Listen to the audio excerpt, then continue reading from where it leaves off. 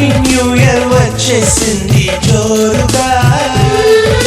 hearty welcome చెప్పేద్దామా హాయిగా కొత్త కొత్త ఊహల్లో తెలిపోతిగా మనసులోని ఆశల్ని పంచుకో బ్రదర్ గుండెలోని భావాలు గుప్పుమన్న ఈ వేళ కదిలల్లే కాలపు కన్నెకి టాటా చెబుదామా జనవరితో అడుగులు వేస్తూ ముందుకి పోదామా